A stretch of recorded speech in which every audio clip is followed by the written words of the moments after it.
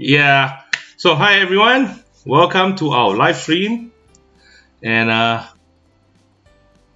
so today this is our first episode of SG Chat, and our guest is actor. So Harley Max Shellhammer, and he's a fellow PokeTuber as well. So all of us, most of us will know him as Epic Dad from EpicTube HD. So let me welcome our guest today. So, hi, Harley. Welcome to our first SG chat.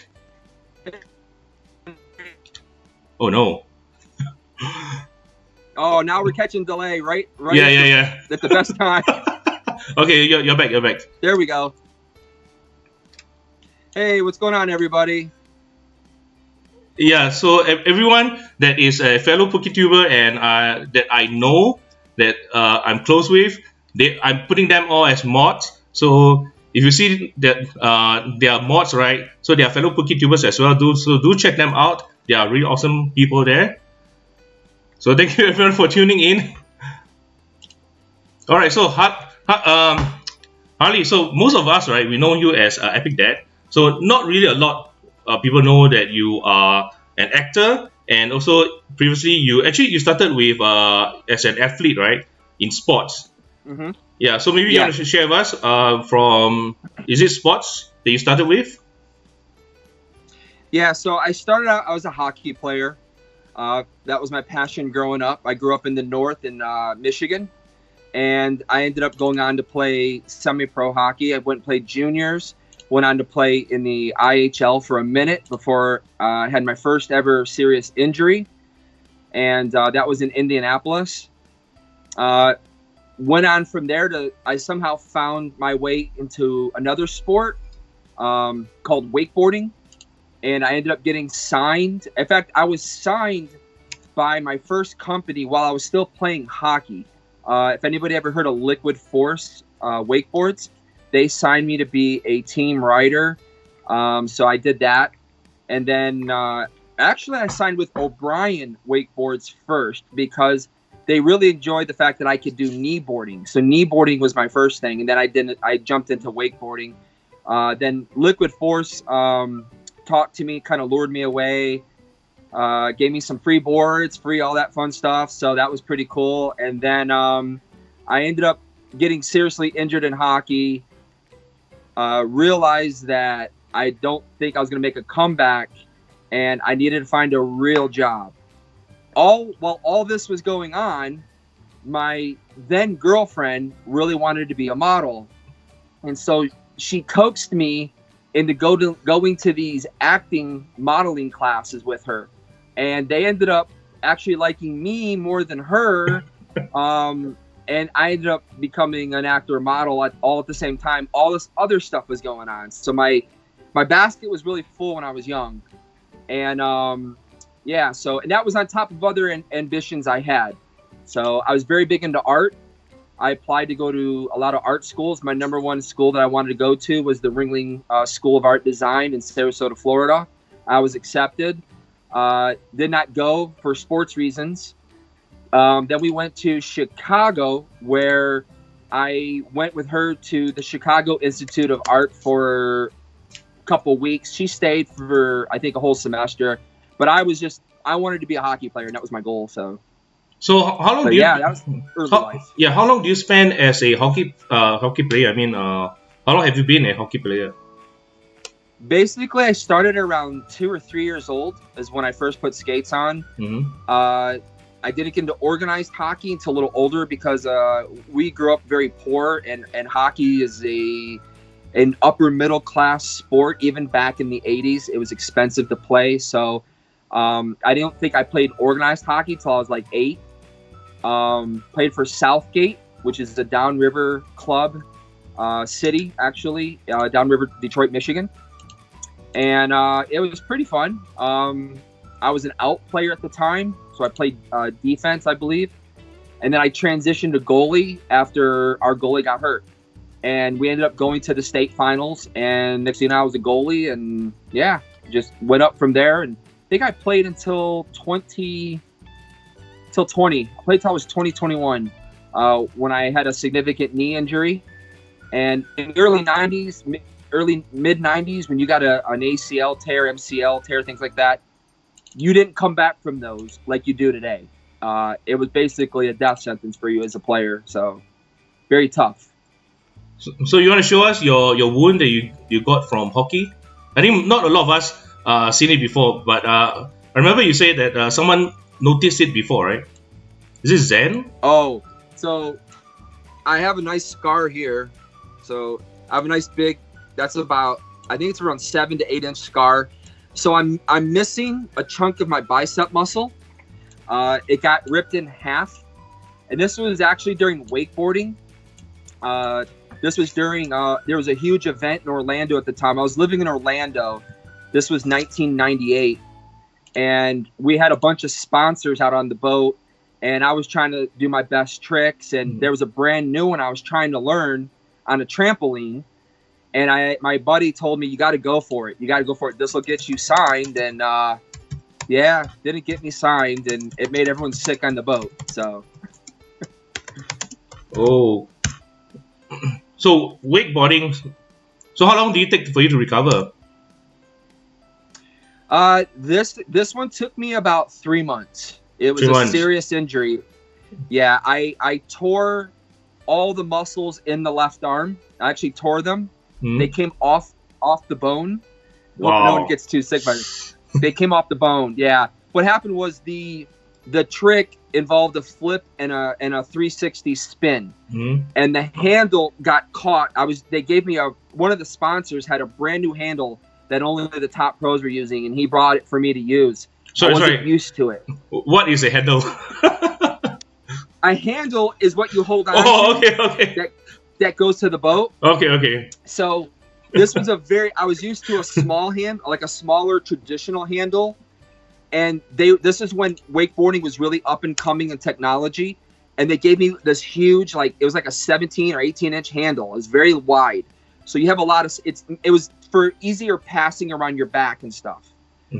My arm missed the handle, went through the handle. This threw me off rotation and caused me to land in the water at doing about 22 miles an hour in a boat. So that ripped it off my arm. Wow. Yeah, it was pretty bad. Amazingly, it didn't break a bone in my arm, but it did worse damage. It caused a lot of tissue, ligament, nerve, and muscle damage. It was far worse than breaking my arm. So that was very discouraging. But that was the point that I realized that I might not be an athlete because it was the second major accident I incurred in a 3-year span. But I didn't give up being an athlete. Okay, so after that, what do you do after that? Because now you're already injured, right? So you can't go back to wakeboarding anymore, right? Is it? Yeah, I tried, but it was rough. Plus my knee, I was having a lot of issues with my knee, and I did not like wearing a brace. Knee brace. Yeah. So what do you do after that? At that point, I decided I had to have a real job. So I went and looked for one, and I got hired by a company. I don't want to name the company. Yeah. No names. I got hired for the company that I've been with for 22 years, technically. And I moved to New York City pretty much right after that. I was also a high school goalie in soccer, and I was pretty good at soccer. I had a few schools actually recruit me, but I didn't want to be a soccer player. Plus, I was short. I'm only 5'10". And but I have very good leaping ability, and I was very fast and quick, so I could get across and cover the net. So when I went to New York, I got onto a few high-end teams. I got into a Nigerian soccer club that had a lot of actual ex-professional players. 2 of them actually played on the Nigerian team, and we played in a high elite league in New York. This actually, a connection I made through my job got me into the New York Metro Stars, the general manager with them. This was 99, 2000, I think, somewhere around that time. And so through discussions with this guy, just being friends with him, I told him I was a good goalie. I used to brag. I was like, I'm a good goalie. This was the era that if anybody knows soccer, Tim Howard was a nobody at the time. And he had just signed with the Metro Stars. And so my friend invited me out. I got to go out to the Meadowlands, and I got to have a little fun out there and show off. And they were pretty impressed, actually. So that was my next chance at playing soccer, but it didn't go anywhere. So, yeah. Okay, so wait, you said your next chance of getting to soccer, but it didn't go anywhere. So you did play for a bit, right? Is it? I played for up in Notre Dame because that's where one of the teams I played for in high school. I played in South Bend, Indiana. I played for the Notre Dame club team. They had a club team that I played for. I played a little bit of club hockey also there, so I got to play at the Dome. It's called the Dome. It's right next to the stadium there at Notre Dame, which was pretty cool. And but I got to play, pretty good soccer. And like I said, I had some schools that were interested in me. Nothing like big, nothing Division I, but because my height was a negative. You got to be tall to play goalie in soccer. Even back then, they wanted tall goalies. So 5'10", no matter how much you can tell them how high you can jump and how quick you are, they don't believe it until they see it. And even then, they still don't believe it. So just the way it is. I think they want the mass, right, to be able to cover the goalie or something. I have no idea. Yeah, well, you got to be able to reach the corners of the net, which is fairly large. So you got to be able to do it quickly. That's a big key. So I got to remember to keep looking like at the stuff here. Sorry, guys. I'm not used to going live like some of you. No, you just talk, man. That's why I'm looking at the chat. Right, yeah. So okay, you keep going. So Golden Water though, he says, sounds like Harley shouldn't audition for Mr. Glass. I think he should. Hi, Ethan. Hello. Yeah. So we got Epic Ethan in here. Wait. So just like you were saying about modeling, right? So when did modeling come in? So the modeling got kind of pushed back because of sports. Yeah. And the fact that I departed with my ex-girlfriend. So I kind of gave it up. It was not more modeling as much as it was trying to be an actor at that point, doing commercials and stuff. So I pretty much gave it up because I met my traveling partner, who eventually became my traveling wife. And we basically spent from 2000 until 2005, we just spent traveling a lot. And that pretty much just changed everything that I had, all my goals, everything I wanted to do, because I was having fun with my best friend, and we were enjoying the world, and it was a great benefit to us that we were able to do that. So, and that was because of my company is why we were able to travel. So not because I'm rich, because I'm not rich by any means. No matter what anybody sees behind me, I'm not rich. Yeah, no, but I've had comments of people saying stuff, and it's the funniest thing. But what do you mean by able to travel by your company, due to your company? I mean, your work needs you to travel a lot? Benefits with my company allow me to travel. The airline, right? Is it the airline? Yeah, I work for it was an airline, yeah. I don't want to say the company, but I work for an airline. The wife still works for the same company, so she's still employed there. I'm not. I'm no longer employed right now. Well, technically I'm employed, but I'm not really employed. So it's yeah. Anyways. Yeah. Okay, so also you went travel before you go into modeling and TV. Acting, right? So yeah. So maybe can you tell us more about your model? How much time do you spend in modeling before you go into as an actor? Well, it's all together. So one day your agent could call you up and say, "Hey, listen, they want you to come in and they want you to do this print ad, want you to do whatever, things like that." And the next day you could be like, "I'm reading for a commercial." Wait, did they get you to go into modeling classes or anything before you start modeling? Yes. So do you remember what year is that? Yeah. 1994, 95. 95 maybe. It was with an agency in Fort Wayne, Indiana, called Charmaine Model and Talent Agency, and we went through a whole they taught us taught us how to walk and how to look and give the Ben Stiller, all that stuff. No, you don't really do that stuff, but they did teach you a lot of stuff about the business, what they're looking for, how you should act, things like that. They also taught acting, so it was more acting related than model related. So, but I did do I did a runway show I think it was in Chicago, and we did one in Fort Wayne, Indiana. I did a runway show, which was really strange and weird because I was like the shortest person there, which was really odd because normally 6 feet is the minimum to be a model. So, but I used to be very thin and lanky I looked taller than what I really was. So, yeah. Okay, so how long do you spend in modeling? How much time? I mean, well, not really long. I would probably say 2 years. 2 to 3 years is all I really did. Whenever they would call me up and maybe say something, but I was living in Indiana at the time, and I said I was basically in Indianapolis, and I was living out of the back of my pickup truck because I didn't have a place to stay and I couldn't afford a place yet. Didn't make that kind of money to do it in playing sports at that point. So then I had a family who hosted me. So I lived with a family for a while, but the drive was too far from where I was staying at to continue to do that. So I pretty much just gave it up is what I did. So, yeah. Okay. So you'll give out a code card. I will be giving out throughout this. I'll be giving out just random code cards as I'm talking. So I'm not going to tell anybody I'm doing it. I'll just hold it up. Okay. Wait, let me switch it back. All right. So I got a little stack here, so we'll see how far we get in.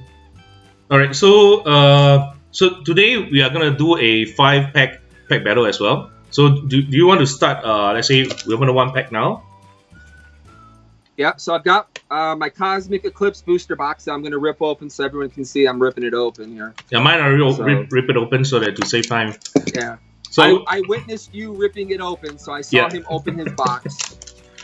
So, yeah. So let's do the first 5-pack from the right, but we're just going to do 1-pack now. Okay. So, I'm just going to grab one random here.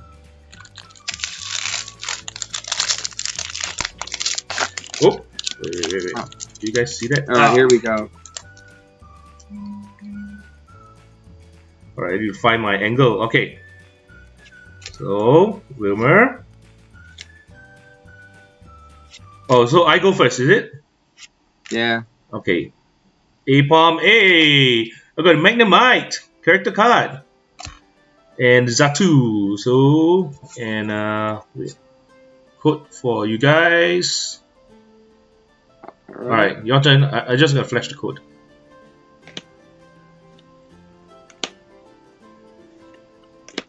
I've never done it like this before. This is so strange. So. Alright. And the rare is okay, Dusknoir. Dusknoir Hollow. I got excited. Alright, so guys, today we'll be asking a question, and we'll be giving out two mystery pack giveaways, one from me and one from Harley. So stay tuned for the question later on that we are going to ask, and leave your answer in the comments down below after this live stream. And next week, Harley is going to pick the winners in his channel, EpicTube HD. And later on, I'll be giving out these two. This is the Singapore exclusive, the Pokemon Center folder. So you have the Marina Bay Sands. And where's the Malayan? Wait. Yeah, I think this guy, Gyarados. Gyarados is the Malayan from Singapore. Yeah. So later we'll be giving out these two, and so Harley, do you want to keep yours as a mystery, what you're going to give out, or you want to let them know? We'll let's wait a little bit. We'll wait a little bit, see how All right. everything's going. How's it going so far? I'm not looking at the chat, so I have no idea what's going on, guys. Wait. I cannot multitask. That has gone out the door. You know what's really strange is I'm a good 2.5 feet away from the monitor, but on the thing, I look like I'm like 2 inches from it. It's so strange. I'm not used to that. This code card is sponsored by Polish Rob, guys. Yeah, Polish Rob. Polish Rob. Yes, good friend of ours. Awesome channel, up and coming YouTuber. He's doing live, so this is going to be sponsored by him. He doesn't know it's sponsored, but yeah, it just got sponsored. All right. Wait, so go ahead. What do we got next? All right. So next, you went into acting, right? Yeah. Yeah. Well, so kind of. What do you mean by kind of? A couple of events happened in between then. So, of course, living in New York City, we lived in Brooklyn, and we were part of 9/11. We literally watched the second plane go into the towers. We watched the towers go down. We had the dust going all over into Brooklyn, and it was really just so surreal. And the fact that I worked for an airline, I worked in a department that I actually talked to airplanes, so I had to get called into work later on to help assess with all the airplanes that were getting stuck everywhere in the world. So it was a pretty hectic time. Plus, we had friends of ours that worked down in the area at the time and stuff. So went through 9/11, and then we had the great New York City blackout. That was another fun time. And in 2005, my wife and I, when I had proposed to her, we went to Venice, Italy, and I surprised my wife. It's a funny story because we actually almost broke up over this. So as probably most people know, I'm into cameras. I'm into videography and things like that. So I used to buy a lot of cameras. Crazy enough, but I would go through cameras. I'd trade them in or sell them, whatever. And I told her, I said, listen, I just took out a huge loan from my 401k to go buy this brand new camera at B&H Photo. It was a lot of money, more than a normal camera would cost, like a super high end, like you're talking almost movie camera. And she was just flipping out. She's like, we're supposed to leave for Venice in 2 days and you're doing all this. Well, I was planning to get engaged with her. So I was down in the Diamond District, and I literally designed the diamond myself. I drew it out, went down, found a jeweler that would work with me. We designed the ring and the diamond and everything. And then, so the day that I went to go get the diamond, it was the day that we were supposed to leave. And I was already freaking out because there was delays with the diamond and stuff. And it was really crazy, but my wife thought I was doing something really bad. She thought I was like maybe going to say goodbye to somebody or something before I went to Venice. So I had a hard time keeping everything from her, and we got into a major, huge fight at the airport waiting for the plane to leave. And I thought literally we were done. We somehow still made it onto the plane, got to Venice, and then we had the best week of our life in Venice and proposed to her and everything. So when we came back home, we started looking at homes, and we realized we don't make crap to live in New York. We don't make crap to live in Long Island or anywhere else. So we were going to have to look elsewhere to afford to he's bringing in the cats here. So yeah. So we decided that we were going to have to leave New York City in order to start a family. And that's when we decided our headquarters for the company we work for the airline we work for, was in another state, and we felt that was going to be the best move. So we moved. That was in 2005, almost 2006. And we moved here to Georgia, and we basically started our family. Epic Hayden was first, and then came Epic Ethan. And like I said, I'm a huge soccer nut. So I went to all the World Cups. I'd been to every World Cup since the 1994 USA World Cup. So I went to the USA 94 Cup. I went to France in 98, which I think you showed one of the pictures of me at the stadium. Yeah. Then we went to the 2002 World Cup in Japan, Korea, but we didn't go to Japan. We just went to Korea. I have a traveling friend of mine that we went to all the stuff with. And then we went to the 2006 World Cup in Germany. And I had just purchased my biggest package ever for the 2010 World Cup in South Africa. And it was at this moment that my entire life changed. Everything I knew changed in 2010. What changed? Sorry. Tried playing sports again. So what were you playing then? I love playing basketball. Uh-huh. I don't like watching basketball. I love playing basketball. And when I moved to Indiana, I got caught up in a lot of really, really, really big pickup games. One of them had Sean Kemp, I think, from the Seattle Sonics. He was there one time because he was from Indiana, from the area where we played a lot at.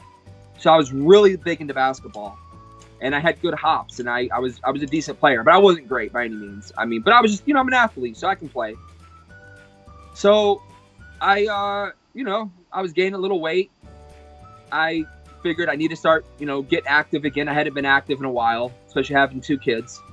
So I started playing with some friends of ours that also moved down from New York City. We were playing at a church basketball, and it was real competitive.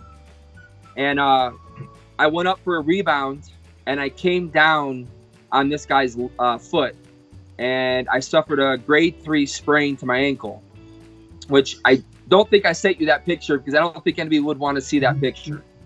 If anybody wants to see that picture, just say it in the comments, and I'll put it up. It's a nasty picture. So, no biggie. Sprained my ankle. I manned up. Didn't go to the hospital. Wife picked me up because I couldn't drive.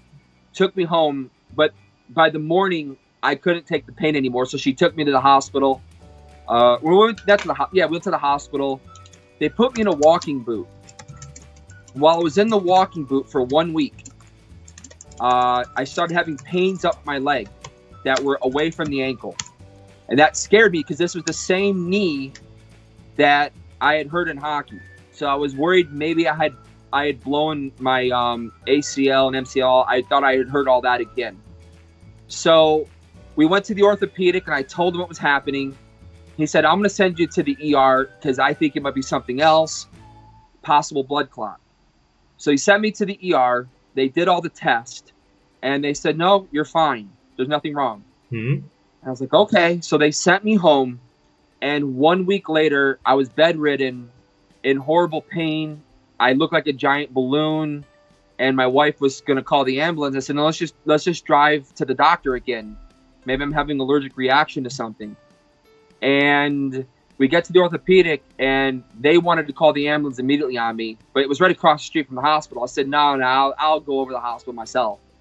So we just got in the car, went over to the hospital. They admitted me, and their main surgeon that deals with this stuff, he comes over and he tapped my leg and goes, yeah, he's got a giant blood clot. My whole leg had developed into a blood clot, and it was pretty bad, way worse than what anyone had thought it was. Well, they immediately admitted me to the hospital and put me in the ICU unit, and they were asking me questions, random questions, and I felt fine. Other than being in pain from the leg, I felt fine, but they had asked me one specific question, and it was, do you ever feel any pains like in your chest or anything? I said, no, I feel fine. Well, I go, when I work out, I tend to get muscle spasms in my chest because I really go hard. And I said, that's about it. And they're like, oh, really? They go, well, we're going to run a scan on your chest then. So they ran a scan out of my chest. And if I didn't tell them that, they wouldn't have caught the 3 blood clots in my left lung and the 4 that were in my right lung. And I would have died probably that night or within the next day. So basically, I ended up getting a pulmonary embolism. And the blood clot in my leg completely destroyed my leg. I have no blood flow in my leg. I have most of my veins are gone and they don't work anymore, and they've had to get rid of them. And I have a lot of stents in my leg. So that pretty much was a big hit home that I was lucky to be alive. And that's when everything in my life changed. A lot of thoughts that I had, things I wanted to do, ambitions and stuff. Yes. So how long? I mean, how long has it been the blood clot issue? Well, I still suffered from it today, but I don't suffer from blood clots. No, I mean, when did it happen? How long ago is it? It was 10 years ago. 10 years in March. ago. I just celebrated my 10-year anniversary in March. Yeah, of being alive. 10 years ago will be 2010, right? It was 2010, March 2010. That was the day when I realized I couldn't go to the World Cup in South Africa. I was stuck with about $4,000 in tickets that I didn't know what was going to happen because they said there was no way you could fly. Because for the next year, I was in and out of a hospital with some pretty big surgeries and pretty much almost bedridden for a year. Couldn't do anything. Life was very limited. But why can't you fly? I mean, it's just a leg injury, right? And you already removed the blood clot. No, the clot was so serious that it shut down my entire vascular system. So I had no vascular system. Well, that's a very big danger, especially for flying. Especially when you want to fly for 15 to 17 hours on a plane. Especially after it had just happened, it was extremely dangerous. I was not allowed to fly. I was given no doctor would ever allow me to fly. So I had to unfortunately miss out on going to that World Cup, which is the first one I had ever missed. Luckily, FIFA allowed me to resell the tickets online. I was only able to sell, I think, around just over 3/4 of the tickets, and I was stuck with a couple. So, but yeah. All right. So, from the pictures you sent me, right? There's this with you on baseball. So you were on baseball, right? Okay, so no, that was from a movie. Oh, movie. That was from the Jackie Robinson story. Oh, okay. I thought you played baseball back then. No, I played baseball in like junior high or something, but I gave it up because I just wasn't into baseball. But no, that's from a movie. That was the Jackie Robinson story. With the actor that plays the Black Panther. That was pretty cool. The new Black Panther, the guy. Yeah. The Nippon Pain. Yeah. This was his first major movie that he had gotten. His first major role as a lead actor. He was playing Jackie Robinson. So you said that you were in a real job, right, for 20 years. So when was that? So I got hired in 1997, part-time. Actually, it wasn't even part-time. It was called we call Ready Reserve or something. Or basically, you only work like, I think it was maybe 20 hours a month or something. Because I was riding at the time. I was riding wakeboard a lot. I had to practice a lot, so I was really dedicating a lot of time to that. I had a very wealthy donor friend that kind of took care of me. He owned a very famous nightclub, actually, in downtown Orlando called Barbarella's. So any old school Florida people might remember in downtown Orlando, used to be a club called Barbarella's. And my friend, John, he's the one who actually owned the club.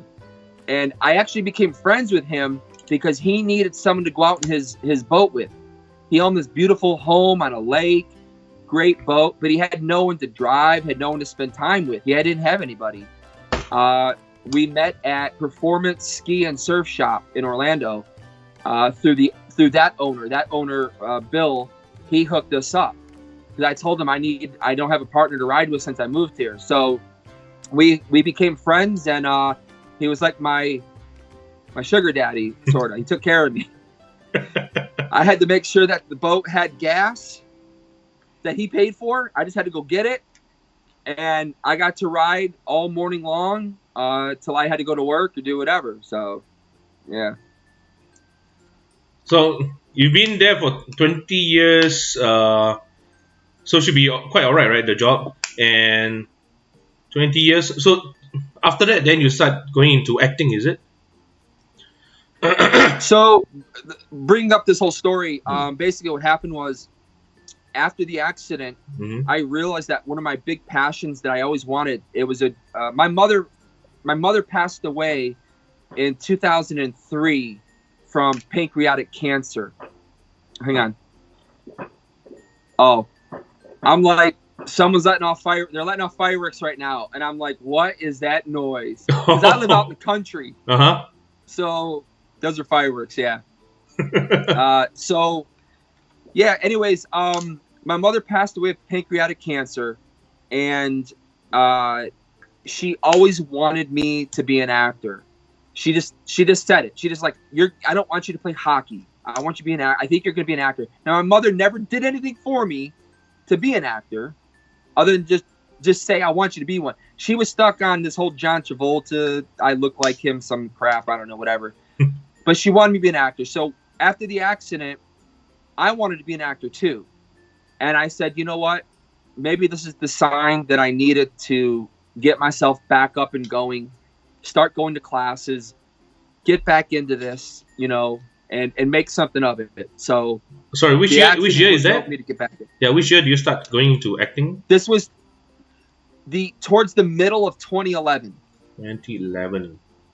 Yeah, when I could start getting back out and kind of getting out and doing things again a little bit, being a little bit mobile.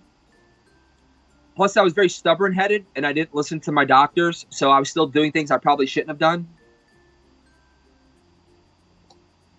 I got a mind of a 10-year-old. All right, maybe shall we open up another pack? Yeah, let's open. Yeah, so I'm sure everybody's getting tired of listening to me talk anyways. Who wants to hear me ramble? So, Harley, I'm gonna give away this right now. So later, do not reveal the rare card yet. All right. So you will need to do the card trick and make sure you keep the rare card confidential first. So okay. Let me.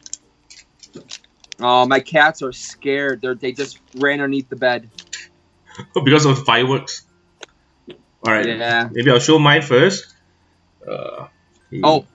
Yep. What happened? I just showed my code card so everyone knows. Wait. Something's coming.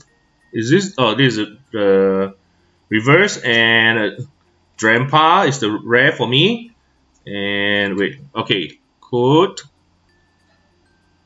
All right, you can go. But have you done the card trick? I did. You know what? I'm so used to not doing the card trick anymore. Yeah. I'll do it. 1, 2, 3, and 4. Yeah, the fourth card. There we go. So keep it hidden. Here we go. All right. Yep. So let's max mofo that. There we go. No, I can't do this sound effect. Going. Teddy bear. Got a robot. The rare is not there, right? Not in there, right? Not yet. They're coming up on Heptile. And Alright. Here's the reverse. No. Okay, you take a look first, so you can see who in the chat got it right. Alright, wait. He will get the win. Yep, I saw that. Wait, let me switch the camera. Alright, you can show me now. You can show me now. Where's the rare? Yeah. No, you just show me first, then cover it up. Oh, okay. Okay, okay, guys.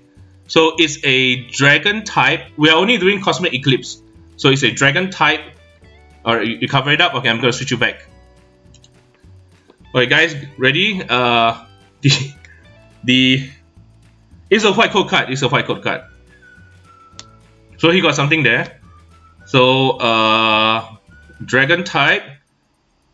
What is the rare? So make your guess right now. So let's see who can get it right. But I think most of you guys here are PokeTubers that we know. Isn't that how it always goes lately? Yeah. Dragonite, no, not Dragonite. It's a good thing. Garatina. Wait, Harley, can you help look at the chat? Is it Garatina? No, it's not Garatina, right? No. Ultra Necrozma, no. Reshiram and Zekrom. No. No, yeah, it's not. Drampa, no.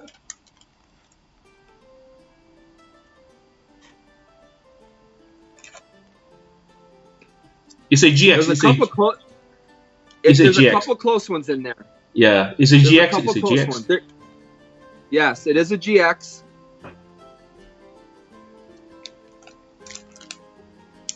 Wait, is the chat frozen or something?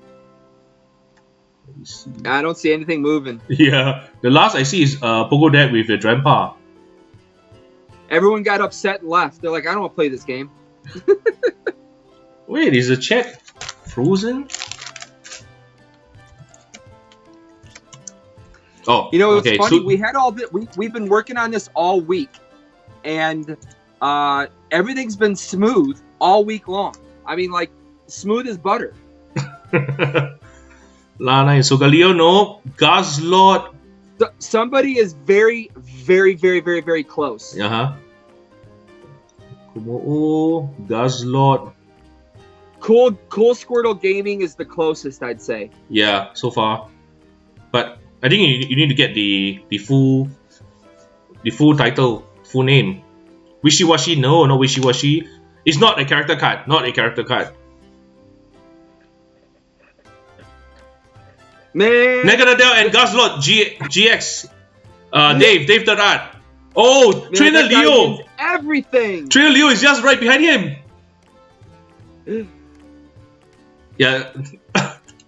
Wait, Dave got it. Yeah, just gonna put in chat. At least it's live. Yes. Close quarters, so close. Congratulations, Dave. Dave third art with the pull, the win. All right, so I'm gonna write this down. Dave. Wait, maybe was it this one? Maybe. No. It wasn't this one, was it? No. What SG folder? Okay, SG folder. Yeah, so congratulations, Dave. Yeah, Dave always wins. He's pretty good at guessing. Dude, Dave is one of the most underrated YouTubers out there. Yeah. His stuff is so different. Yep. That it's just so fun to watch. So different and so entertaining. And I don't know why he's not getting the subs that he should be getting right now. Yeah. And he is an awesome guy. He has a big heart and he helps supports the community a lot. And he's not the only one though. But I mean, Dave is an awesome guy. He should be getting more subs than what he should be getting right now. Yep. I agree. Yep. I agree.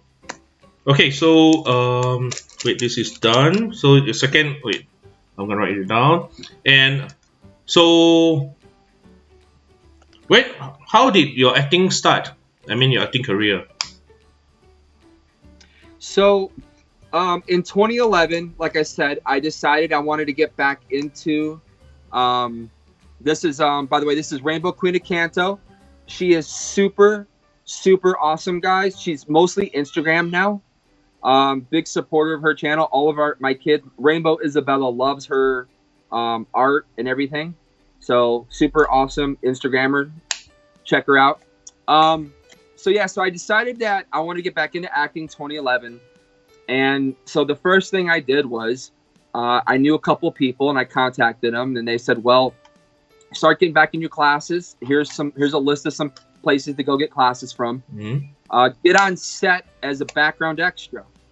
So first thing I did was I got on set as a background extra, which I quickly got.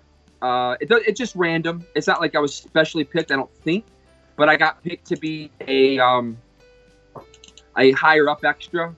There's a term that they use in the background extra acting that it's not really true, but basically they call it a featured extra. And there's really no such thing as a featured extra, but you are featured usually in the scene, and they do tend to pick you because they're picking whoever's going to be around the actual talent. And so my first film that I was in was something called What to Expect When You're Expecting, which was a huge ensemble cast. So my first scene that I got to film with was a very intimate one with someone called Jennifer Lopez, which was pretty cool. Oh, Jennifer Lopez. Yeah, so it was pretty cool to film that. And unfortunately, it was a very bad day for her. She had just broken up with, I can't remember who. Maybe it was P. Diddy at the time. She was in a very bad mood. And yeah, it was a weird situation, but she was somewhat nice to us, but you could tell she was not in a good mood. But yeah, that was my first day on set. And then I also got to work with a few other awesome actors on the set. But that was my first thing I got in, was as a background extra. Then I started taking classes with a pretty well-known actor. He was very well-known in the TV series Baywatch, the original Baywatch. He was the sergeant, I think, of the Baywatch team. His name was Greg Allen Williams, and he basically became my acting coach. I had to go audition for him. He said, "Yeah, you got what it takes. Come on in." And so basically, I used to go to his house 2-3 times a week and pretty much work on my skill and my abilities and understanding. So, and then from then on, it just, I've just been plugging away. I haven't been in. I've been in a lot of stuff, but I haven't been in. I haven't come out in a lot of stuff. There's a lot of cutting that happens because at my level, you don't get very big roles. You get the very small stuff, like what we call it one-liners. I also did other actings. I also did a lot of background work in the beginning because I wanted to get on set, but it was mostly as what's called a stand-in. So you're standing in for an actor. So I got to stand in with some pretty big-time actors, which was pretty cool because I got to learn from them, got to understand, and you also get to act as a stand-in. Sometimes you do, depending on the director. Yeah, but usually stand-in, you only see the back of the head. You don't really see the face, right, for stand-ins? Sometimes you do. A lot of times you're not in the scene at all.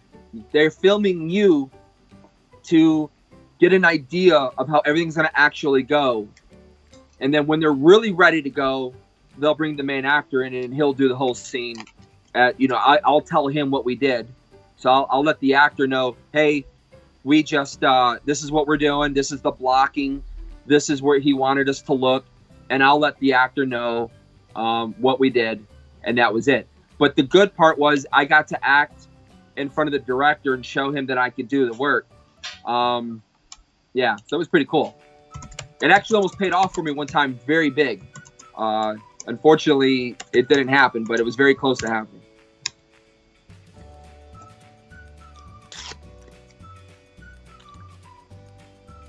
Okay. We're not too bad. 14 to 16 people watching. It's pretty cool.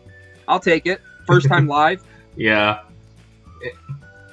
All right. So when did it start to pick up on your acting career?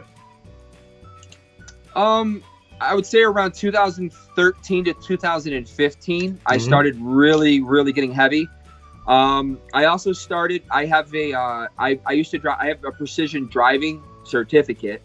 It's not like a legal thing, but it really helped in the movie business. The fact that I know how to drive and do it well. So I started getting onto sets as a precision driver. So that was pretty fun as well. What do you do as a precision driver though? Precision drivers, they're the drivers that drive with the main stunt people. You're not a stunt driver. There's a difference. Yeah. But they trust you enough to drive with the stunt people and drive around where the actors are. Because they just don't want random people out driving their cars. Because they do. They ask people to come drive their cars in movies. Because they need a lot of cars. But they want the precision driving people to be the ones that they can trust when you're driving close to the actors. When you're driving close to the stunt people, they want to know they can trust you because you know they don't want you to kill somebody. Yeah. And so I got several roles doing that where I was driving. It was pretty cool. What movie was that? Identity Thief with Melissa McCarthy and Jason Bateman. I got to drive in a very cool scene over a bridge, and the car exploded, and it was pretty intense. So that was fun.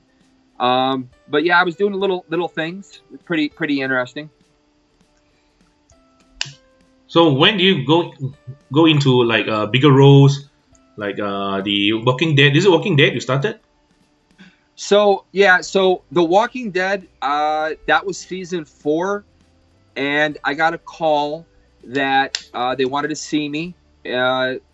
So like I went and basically down to the studio, and yeah, I got a small part. At first it wasn't really a speaking line, but they wanted very, very, very specific people for the scene because we were going to be in a very intense scene with all the main actors of the show. And so I was booked onto the show, and yeah, I shot 2 weeks, basically 2 weeks, not 14 days straight, but two weeks on the show, which was my best experience ever. And that was pretty cool. Had a lot cut out, unfortunately. Again, some of the pictures that you see never came out in the show. So I was supposed to turn into one of the brand new zombies that they didn't understand how they were becoming. I was going to be, I think, the second one to become one. It was all cut out. So I still got made up though, which was pretty fun. But in the actual scene, I'm alive. And yeah, so I got to ad-lib coming down the stairs, and I got to push girl down the stairs into Rick Grimes' arms. And as I ran past him, and we shot a bunch of that for a while. It was very intense, very cool to work with a lot of the top actors like that. That was my first real big experience on set. So how many you're only in on season 4, right? How many episodes were you in? I ended up only doing the one episode, but I shot 2 episodes. Yeah, so I didn't come out in episode 3 at all, but I shot in episode 3. So I only come out in episode 2, season 4, and it's only a millisecond. I mean, you got to see it when it's happening. So there's a lot of shooting happens on a TV show, a lot of shooting happens on a movie, but they can only put so much in. So we're just secondary characters. We're not part of the main cast, so we don't mean as much to the show. So we hit the cutting room floor a lot. Happens quite often. But that's why I take pictures. And then that way I have those memories for my life. I don't post pictures because it's I don't know if there's really any legality issues after the projects come out, but I just don't feel it represents me very well to post pictures. But when people ask, sometimes I show them stuff. So you were in one episode, right? And actually, how long did it take for you to film? Oh, that was a long day. That was a 15-hour day. Wow. The first day I was on set, 15 hours. Very, very, very long day. Very long. No, but 15 hours, most of the time you are just waiting for your part to come in, right? Yes and no. We were in the prison at the time, so there was a lot of shooting happening, a lot of stuff happening. So it was a lot going on. One of the days I was in the makeup chair for 2 hours when I was turning into the zombie, because there was different stages of turning into the zombie. So you had to go in, do this stage, come back out, shoot. It's long days on set. The actor who played Rick Grimes, Andy Lincoln, unbelievable. I've never seen somebody with so much energy for so long. Like, it was like his energy just never stopped. crazy. So Sudong, he mentioned in the comments that he have an item signed by this famous actor here, and he asked you, "Do you meet any zombies?" The zombies, I'm friends with a lot of them that that most people have all seen. I'm good friends with them. One of them, his name is Patrick. He's one of the most iconic zombies in Walking Dead's history. He's on several things. Another very good friend of mine, he's another one of the most iconic zombies known in Walking Dead. We're good friends. The one he runs, in Atlanta, we have a local movie tour, and he actually is one of the guys who runs the movie tour. So if you ever go to Atlanta and you want to get on one of the movie tours, they'll take you to the Pinewood Studios. They take you to all the famous shooting sites of The Walking Dead, all the other shows. People don't know this, but Atlanta, Georgia has become the #1 filming place in the entire world over the past 10 years. So much has been shot here. People have no idea that it was shot here. Dirty Grandpa. So many films. My best friend was in Dirty Grandpa. So many films were shot here that you would have no clue were shot here. All the Marvel films were shot here. Avengers, Spider-Man, all that stuff is here. So I mean, they shoot other places too. Don't get me wrong. Yeah. But it's mainly here. So like just like you're saying that you're in the prison scene, right? So the prison, is it an actual prison or is it a stage prop? It's a stage. It's a building in the middle of nowhere that they turned into a studio, and that same stage that same stage has been many different things over time. So, it's in a town called Sonoya. It's not like it's hidden. Anybody who knows anything knows that it's in Sonoya, and it's that stage has been. I can't remember all the different things that stage has been, but the prison before that in season 3 it was whatever it was. Then in season 2 it was whatever it was, and yeah, they build all that. So another question I want to ask is like in Hong Kong and even the local Singapore, right? The acting, I mean extras here, they will prepare like lunch boxes for the actors. Usually, I think it should be for the main cast, not for the extras. I'm not so sure. So for your case, in US, right? Do they prepare like takeaways or prepare like maybe a food set up there that you guys, when you're in your break, right, you can go and have some food, have something to eat and drink? Oh, crafty. Yeah, believe me, everybody knows crafty. What's that? What's crafty? Crafty is an area where all the food is. Mm-hmm. So while we're waiting, we walk over, and it's like a buffet. Plethora. It's like a buffet, right? Plethora, candy, anything you could want. They have it, because their idea is to make sure that the crew and the actors are satisfied and always happy on set. There's also the industry is a union industry, so there's also a lot of stipulations as well. But yeah, you can. It's nice. Also, it's true, because I think I've seen it before in one of the movies where they really have something like a buffet table or something where the foods are there, so anyone can have the food there as much as you like. Not everyone. Not everyone. Okay, I don't refer people to be a background extra unless you just want to try being in a movie one time, because being a background extra is honestly very, very rough. Very rough. Unfortunately, they don't treat background extras very well, and outside of New York and California, there's nothing to really help background extras. So they get what's basically called cheese balls and water. It's the worst thing in the world. You literally, it's a giant can of cheese balls from Sam's Club or Costco, and they put them in a tray, and they give you a jug of water, maybe lemonade if they're lucky, and that's what they have to snack on while they're waiting for sometimes 15 hours to go do their little background part. The actors, the stand-ins, and the crew get the crafty, and that's all because of the union helps make that happen. They want happy people on set. Mm-hmm. Actors, usually though, we don't eat. We stay away from it because the last thing we want to do is be on camera and be bloated or feel like crap. So it's mostly crew that goes in there and eats everything. So usually, what do they have there? I mean, because you said candies, but do they have like? I see some of them saying like donuts, donut station. I think Dave Cookie Life. Yeah. So do they have like sandwich or maybe burgers or something or bread? They'll have finger foods, Mm-hmm. so little cut up sandwiches, and if it's all catered by local restaurants. They try to go to local restaurants to help support the filming. Wings, little mini hamburgers, things like that. They don't do it all day long. They'll have specific times they do that. Yeah.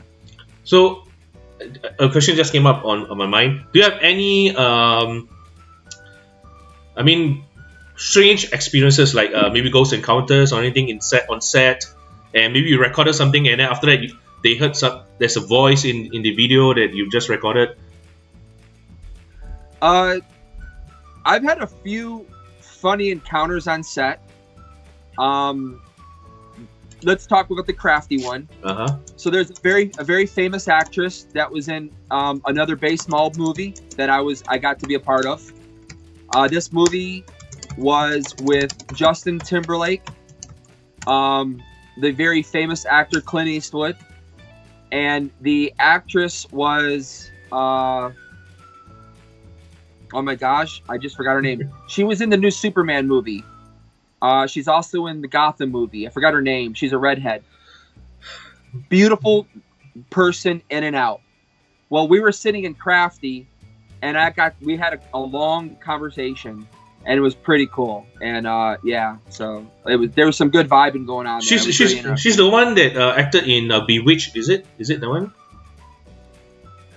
Let's see if anyone knows.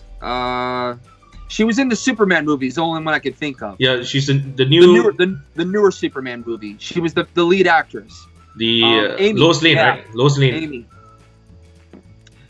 Amy. Oh. I forgot her last name, but yeah, that's the name. My wife is in the chat. She's got it. Amy something. Yeah. So I can't remember the name right now. It's just escaped me. But she was the most down to earth, coolest person ever. We had a really nice conversation. It was pretty cool. So, yeah. All right. So and we had a few interesting stories on that. So nothing like ghostly encounters or anything. Like ghostly encounters? Yeah. Because like a lot of times, like in sets, they sometimes they go to places that are maybe haunted or something, and then they just want to film there. Well, I filmed a movie. I was one of the lead actors. It was called Realm of Souls, and it came out on DVD. And we basically went to real haunted places, very, very, very well known for having interactions. Even some of the what are they called? Ghost hunters, I think that's called, a TV show. Yeah. There's guys that they go hunting for ghosts or something. They went to these places looking for stuff. We filmed there, and sometimes people got a little spooky, like it got a little weird sometimes. But I mean, I don't believe in that stuff, so to me, I never was bothered. But some of the other cast members were a little weird. Here in Georgia, we have something very similar to England. The what's it called? The tombstones. Mm-hmm. The stones. The barn. Tombstones. Sorry. Tombstones, right? Tombstones. My brain is just gone from me.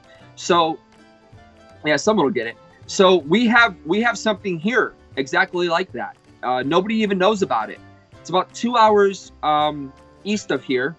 What do we got going on here? I know, I have such a hard. It's about 2 hours east here, but we have our own Stonehenge. Oh, okay. There's a Stonehenge here in Georgia that I don't think many people even know about. It's legitimate. These huge, massive stones. And they're in a specific order, and we went and shot there.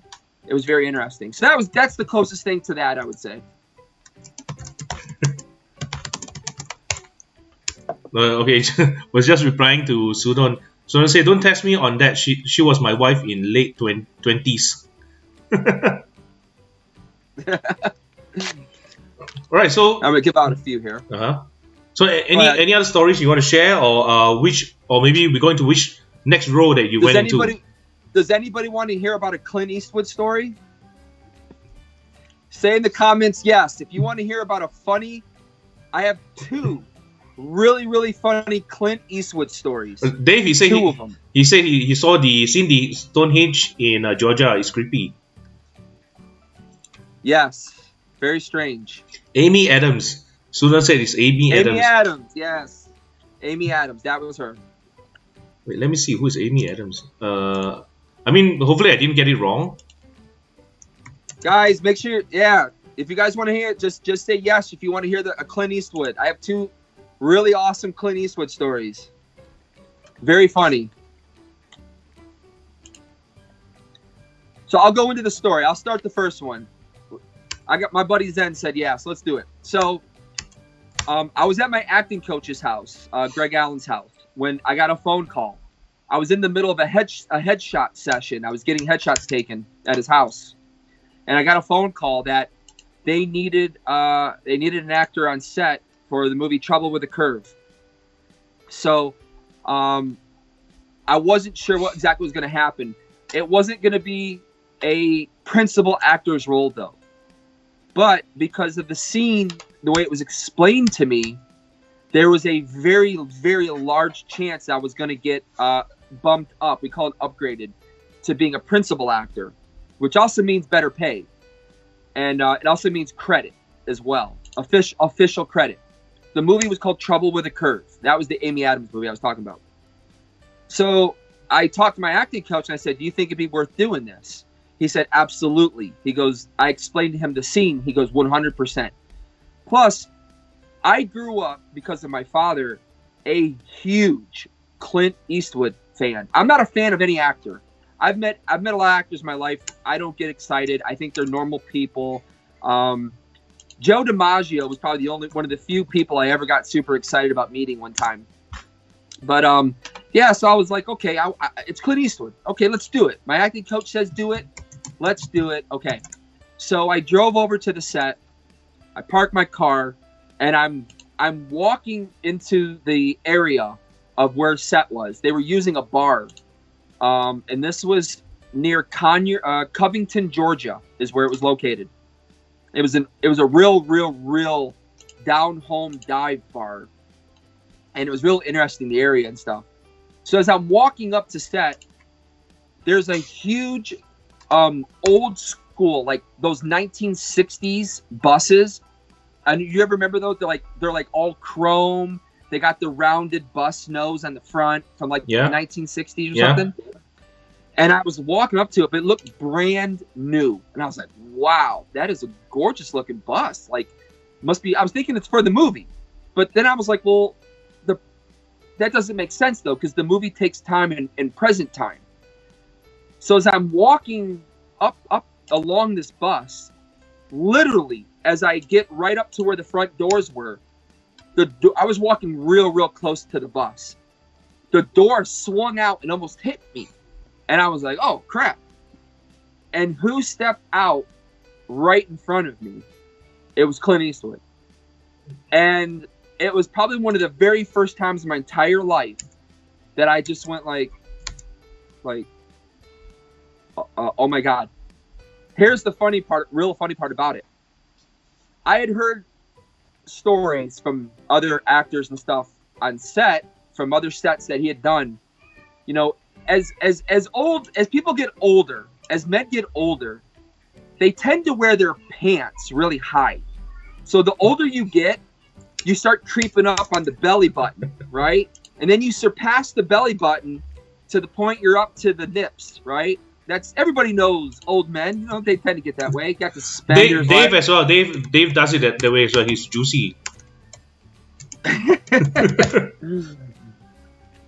So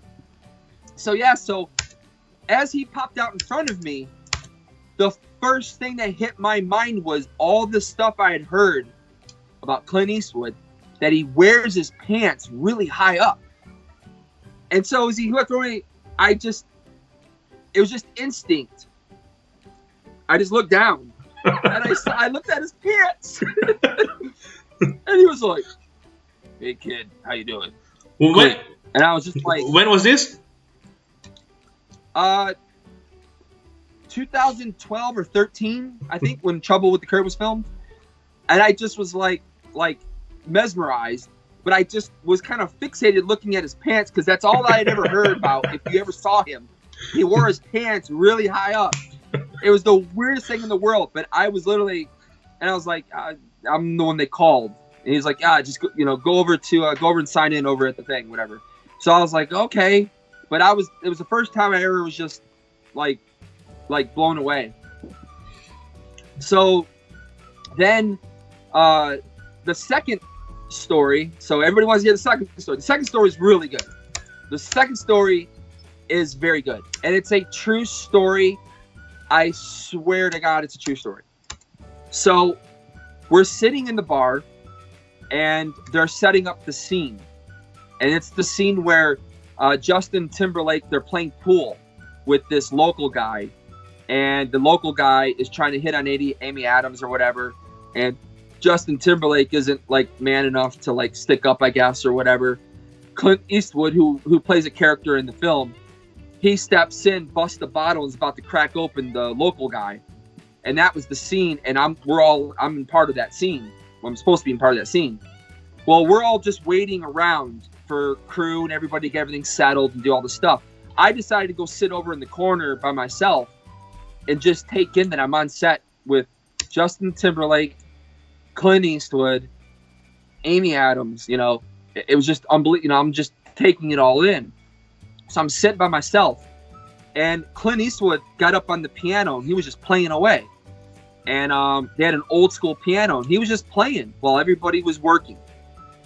And I was just like, wow, this is awesome. He stops playing piano.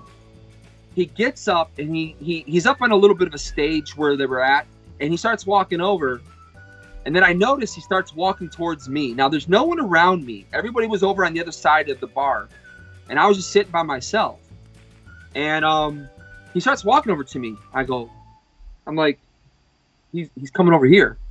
I'm like, oh my God, you're like, maybe he's gonna want me to do something. I'm gonna do something. I'm getting excited. And right as he gets like probably 2 feet from me, one of the assistant directors, I believe it was, comes up to him and stops him and starts talking to him. And I was like, oh crap. So I'm just sitting here. Now Clint is literally about 1.5 to 2 feet in front of me, but he's facing back to me, so his ass is in my face. So I'm sitting down and he's standing up. So he's just sitting here, and I was like, should I take my phone out? It's very unprofessional to do that. So and I know you're not supposed to do that. So I was like, what should I do? Like, should I be ready? You can't when he talks to me. You can't take photo with them. No, it's unprofessional. Oh, it's very unprofessional. People do it. Uh-huh. People do it. They take pictures with the stars or whatever. But it's very unprofessional as an actor to do that. But it's still done. But it's unprofessional in the business. So I was just like, I don't know. I'm just so excited. I'm looking around. There's nobody else around me besides Clint and the AD guy. So I'm just like sitting here like, this is awesome. Like, I'm like, wow. And then suddenly I hear a noise, and it was really low. It was just like, and then it quickly got louder. It just went, and it puttered out, and I went, holy crap! Did anybody just hear or see what happened? Clint Eastwood just farted in my face. Oh my God! I was like, please, someone tell me, because it was loud. I was like, somebody tell me they heard this. I was just looking around for someone to validate this. I was like, you got to be kidding me! And that's when I realized he wasn't coming to talk to me. To my right, I was right next to the door that goes out to the back. And I think he was trying to head out to the back to go fart. That's my Clint Eastwood. To let some guests out. Yeah. I mean, he's human too. I swear to God, it's a true story. It's a true story. The most crazy thing that had ever happened to me. It was unbelievable. I'll never forget it. I did take a snapshot picture of being in the bar. I have it personally for myself. But I do have the photo of being in the bar where I was located. In the picture, it has Justin in it and Clint and stuff like that. But that's just for me that I keep. I don't ever put that out. But yeah, true story. Clint Eastwood farted in my face. But did you get to talk to him? Not really. No. I didn't get to talk to him because he was also help directing in the movie as well. You don't really get often to talk with a lot of the bigger stars, the big people like that. Even as an actor, the only time you get to talk to them is if you're literally going over the scene with them. You don't really get to BS with them. There's not a lot of time on set for that stuff. So yeah, and I'm a nobody. I mean, truthfully, I'm not gonna lie and say that I'm a somebody because I'm not. So I'm not really somebody they're gonna waste time with. But it's very rare that you get to talk to the actual actors. But I have another great story with another really big actor when we get up to it, though. All right. So just like you said that you did have some talk with Amy Adams, right, on set. Yes. So how is she like? Because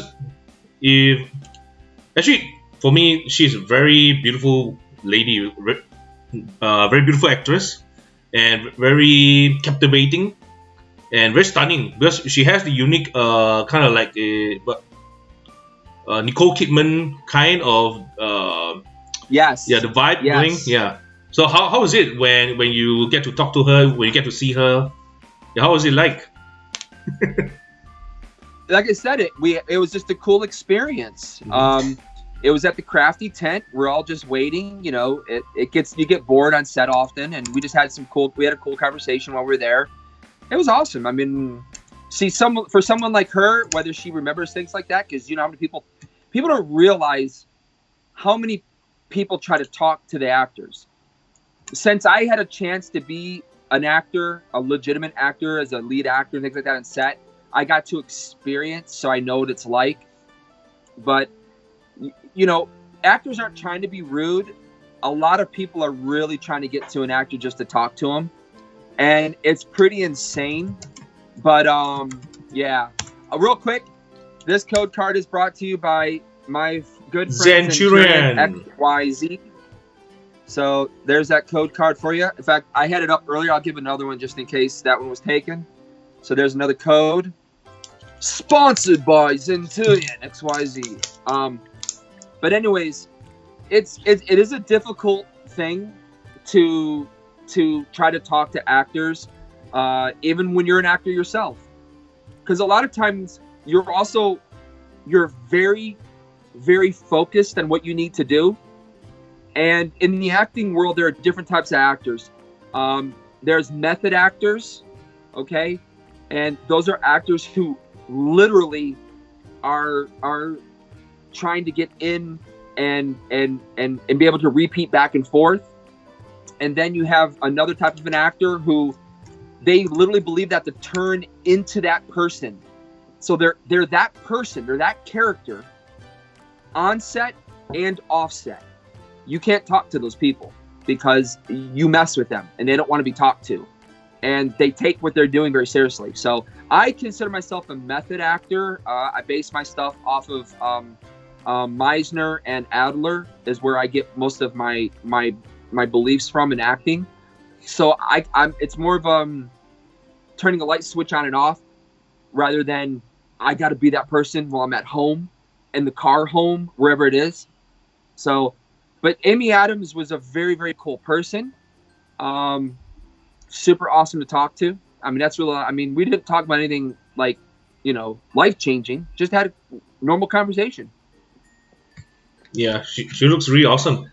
So, shall we open up another pack? Because this is only our third pack. Yeah, let's do it. Yeah. We got 12 watchers now. We're going down. I didn't realize we've been on for a while. Yeah. So, I think I'm gonna give out one more. This is what I'm here for, man. All right. Epic Ethan is gonna get in here. Go ahead. All right. So, keep the rare secret first, so we can give out the folder. Wait, Trainer Wolf asks, when's your debut at Comic Con? I wish I did. I was invited to the Atlanta's Dragon Con as a guest, and I turned it down. All right. All right, you want to open? Yep. So as soon as he's done, you'll go. Yeah. So Epic Ethan, you need to do the card trick. So Will Lord Yeah. and Amaldo. Right. Nothing much. Nothing there. Alright. Oh. I opened it backwards. Okay. Yeah. Alright. Just keep the rare sealed first because we're gonna do a giveaway.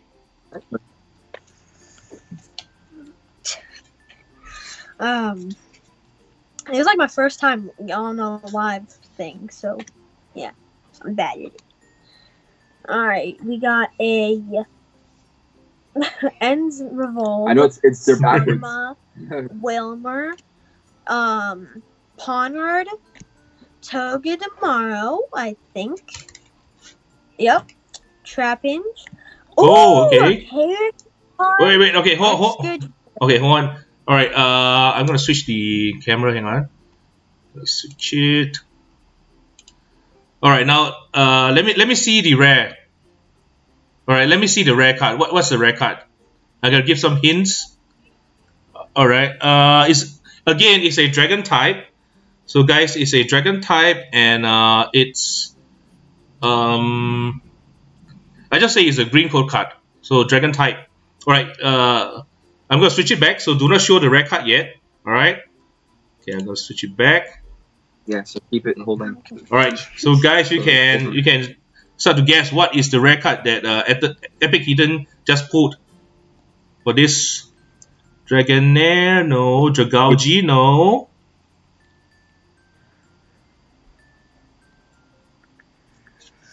Drampa, yes, Toxic Croak Gaming. Wait, let me type it in.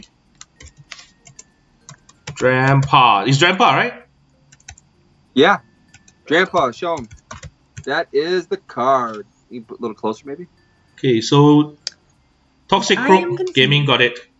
We're playing a game so they can win a giveaway. Oh, Yeah. okay. So Dave already have his address. If there's no updates, anyway, if you guys just contact me on Instagram, DM me your address, and I'll send the folders to you. Turn it to the right. And I'm giving away something too, guys. I'm giving away something a little bit bigger. So just FYI. A lot bigger, not a little Not bit. too much bigger. A lot bigger. All right, let's go into another pack because now we're only on our third pack. Let's go to the fourth pack, and later we'll end with the last pack later on. All right. I thought Epic Mom said that Rainbow Isabella is coming. Is going somewhere. Is Isabella here? No. Are you coming? Isabella, are you gonna come on? Come here. We'll get Isabella. To the right, Come on. so you can actually see Come on over here. No. Hey Isabella. So she always is she Hi, always so everybody. cheery? Because she's like always so cheery and so happy, and just give Here. me a smile. So, yeah, I got cards. a Buzzwole Buzzwole Holo Rare. There you go. Yeah, finally I got one pull. Cut it open. I'll say the Yeah. names for you, Bella. Here, help. This is gonna be hard. Let me crack it real quick. Yeah, let's Alright, test the Rainbow Isabella luck theory here. Let's keep it like this. And Let's get rid of the code and let's do 1, 2, 3, 4. Oh. Okay. Toxic Croak. Okay. So here you go. Now what you're gonna do is, can you try to hold it like this? Can you hold it like this? And then we're gonna take the cards and Alright. pull them like this. You go ahead, do it. You ready? Go. Bisharp, Torkoal,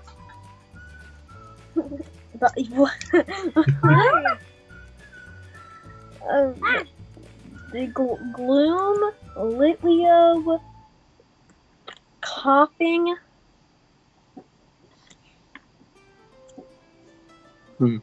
What's that? And I think that no, Was the that it? rare, the rare is right here. Alright, you can show it. It's fine.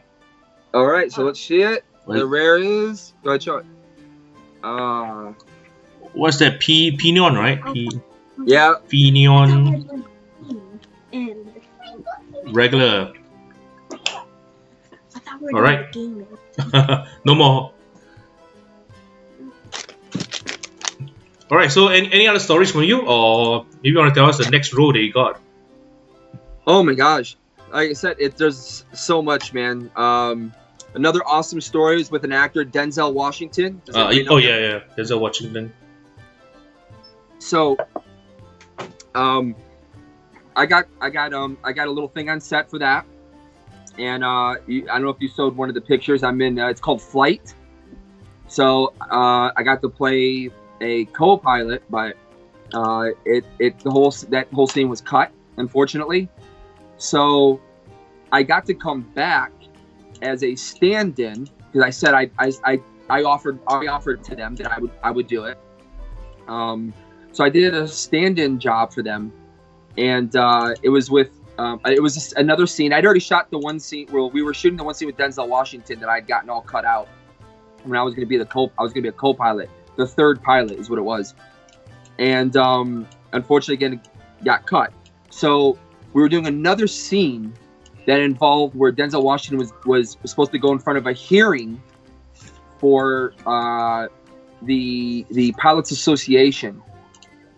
And hold on one second, Isabella, you want to take the kitty cat outside, please? Yeah. So, anyways, so we were filming at the old Turner Field in downtown Atlanta, which was the old Braves Stadium, now old Braves Stadium. And we were sitting around in one of the suite areas where we were filming, and Denzel Washington was just relaxing in a chair, and I was just standing real close by, just waiting around like everybody. And he started telling jokes, and he was telling jokes to one of the girls that was playing a receptionist. And I don't know why, but he turned over to look at me. We missed the card. I think we missed the red card. Okay, well, let's do it later, hon. So he looked over at me, and he basically was like, oh, that was the reverse. That was a reverse hollow. Here, she wants to show you the reverse hollow. Right. She said she missed it. So it's the Caitlin. Oh, okay. Caitlin. And Cynthia. All right, thanks, babe. So basically, he looked over at me, and he was like, well, I don't want anyone to feel left out. And then he made a joke to me. And the thing was, most people are very intimidated by someone of that nature, okay? And I wasn't intimidated. I was like, I just came back because he didn't intimidate me. So I came back with him. Well, we had a back and forth going on. So this ended up getting the attention of the director and other people on set, and like, who's upsetting Denzel Washington? And it escalated very quickly, but it was a joke. We were having fun. We were just bantering. It was awesome. And he ended up telling them, like, no, he's good. He's good. How do you tell them to calm down? Because they were freaking out. Because they're like, it doesn't matter who you are. A star is a star in the movie business, and you don't mess with the star. You don't antagonize them. They don't want the star to be upset, especially someone that big. Yeah. And so it was really hilarious, though, how it all went down. But we were going at it. It was awesome, and I had a great time. But that was another real memorable story that I had on set. That was pretty cool. And but yeah, we'll speed up real quick. More recently, basically I shot a court TV show. I was the lead actor for the show. Maybe some people saw it. It played nationwide. Came on at 4:00 on the WB, I think it was, or something. So I played a defendant. I didn't play the defendant. I played the other role, where I was going after the apartment complex. And Isabella actually has a cameo in it as well. We shot a scene where she was out in the playground. Oh, first of all, I hate to break this to anybody out there that watches these court TV shows, but three quarters of them are they're actors, but the stories are real, guys. The stories actually happened with real people, and they were real situations. And then there's a quarter of the shows where it's the real people, but they can't trust a lot of these people to go on TV. So 3/4 of the shows are filmed with actors. So I got one of those shows. So it's called Personal Court TV, and my episode was Hughes versus Evans, which was pretty cool. That came out last year. I recently had another TV series that just came out that was called The Brittany Murphy Story, and that was pretty big. Okay. Well, can you wait until we're done? We had an issue. We had an incident earlier tonight with Isabella and her uncle and stuff. So, yeah. Well, can you wait till we're done? I have it hidden because you were being punished. So yeah. Anyways, I had the Brittany Murphy Story. So if anybody caught that was on A&E. And I was the lead actor in that. There's no dialogue in the show, but I was the lead actor, was the principal actor for the show. There was dialogue. You just didn't get to hear it, unfortunately. But I was the lead actor. I played Brittany Murphy's husband, Simon Monjack. That just came out last month. That's on A&E. You can also find it online, I believe. Or not, it's with Investigation Discovery, excuse me. Investigation Discovery. And you can actually watch the episode online. That came out, and I shot as a lead actor for a TV show this past February up in New York City, which was probably one of my best times ever. And that will be a dialogue show, so you will hear me as a principled actor with speaking as a character. That show is called Homicide City, and it's going to be based on an incident that happened in Philadelphia, a murder. And I'm the lead detective of the case. So that'll be, I'm not sure when that's going to come out yet. I don't even know if it's going to come out because of the whole COVID issue. I was in New York City filming it when, just before the whole COVID thing hit. So that's my most recent stuff. But you could check my IMDb page out. You can see other things I've done. There's some stuff that's not on IMDb because I've chosen for it not to be on there because I don't think it represents me in a good light in terms of me being an actor.